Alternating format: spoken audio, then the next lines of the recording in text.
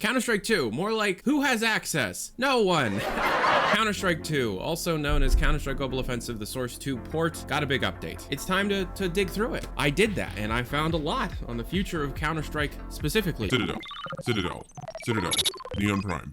We'll talk about it. We're going to talk about everything that we found. Citadel, Neon Prime, Neon. And we're going to be talking about everything that we found. I took notes on all the topics, and we're going to be talking about... Neon Prime, Neon. And I'm contractually obligated to tell you about this week's sponsor, Scope.gg. Want to win more in CSGO? Surprise your enemies with cool grenades? Know everything about your opponent and watch your cool moments after the game? Then you need Scope.gg. This is a website that not only gives you information from the experts on all of the official Counter-Strike Global Offensive maps in terms of different tricks that you can do in order to get one up on your enemy, but it will also auto-analyze all of your demo recordings if you so let it, and it will tell you where you went wrong. Not only that, but this can actually help you find a team. Sounds familiar. You can compare yourself against your opponents. You can learn what class type you are most skilled at. Pre-game your team together with an interactive map and interactive 2D elements to build plans over the course of your game. This is an insane piece of software for anybody that wants to take CSGO competitive seriously, and contractual obligation over. Pulse. I have a video about Pulse. Check it out. It's a system within Source 2 that allows for procedural generation and AI to interact with said procedural generation of maps. Whole bunch of references that is still very much a thing, and now that we have the CS2 workshop tools, it is very possible to be able to reactivate the Pulse tools specifically and see exactly what they are capable of. Not something that I am capable of doing. I don't have access to Counter-Strike 2. Buoyancy and water vehicles. It is possible that all of the work on vehicles themselves, both aqua and terrestrial vehicles, are possibly for an updated version of Danger Zone. Danger Zone as we know it does not currently exist within Counter-Strike 2. It is possible to load within a Danger Zone map, but it has not been ported to the point where it is fully playable. All of these new features could very well add to the Danger Zone experience now that we are in an engine that can support significantly larger maps. We do know that things like buoyancy and water vehicles in the style of Half-Life 2's Airboat are not for Citadel. Citadel, aka Neon Prime, does have a train, but no drivable vehicles on the land masses that the players are supposed to traverse. It's possible that these vehicles are for HLX, however, that project does not seem far enough along to be able to have systems of this complexity. Fake entities and smart props. These are part of the procedural generation system as far as I can tell. Source 2 has a lot of very interesting systems that allow for scripters within the maps themselves to create really interesting systems. It's just, unfortunately, the tools themselves are not a full development kit. They're just attached onto other projects.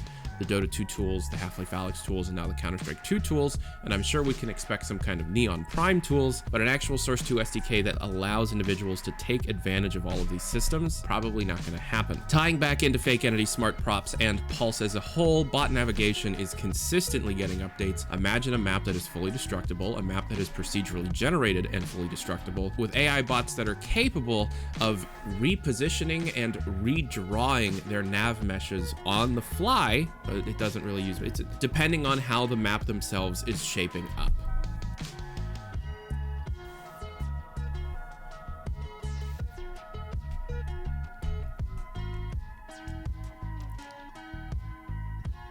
Okay, so it seems like Counter-Strike 2 is taking a note out of the Epic Games playbook and making absolutely anything that could be customizable. We've talked about in the past how Counter-Strike 2 is going to allow you to adopt pets using a pet crate and different rarities of, at least within the first run of pets themselves, chickens. Now they're adding watches.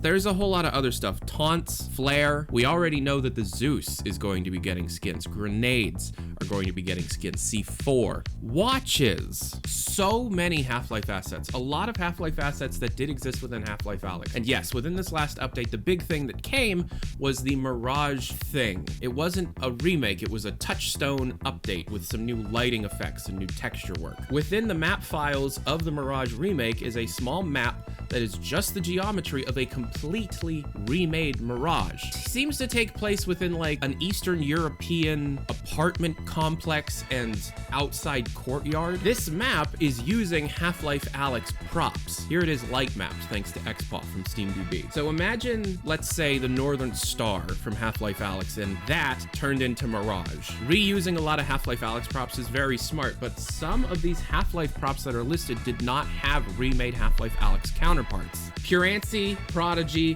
Vostok, and a full Office remake. I'm gonna repeat myself, and I'm probably pronouncing these wrong.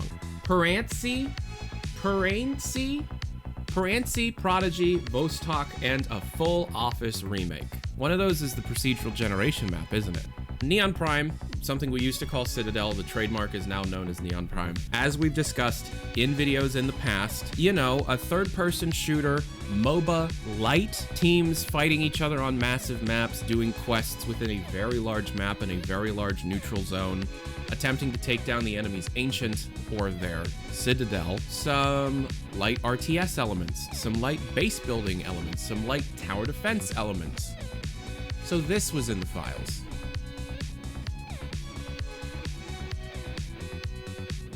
We're getting close. I'm Tyler McVicker, the Passionate Gamer. For more information and for some of the most important Twitch VODs, check out my second channel called The Passionate Gamer, link down below. And I love you very much. I'll talk to you all later. I hope you're having a great life. Adios.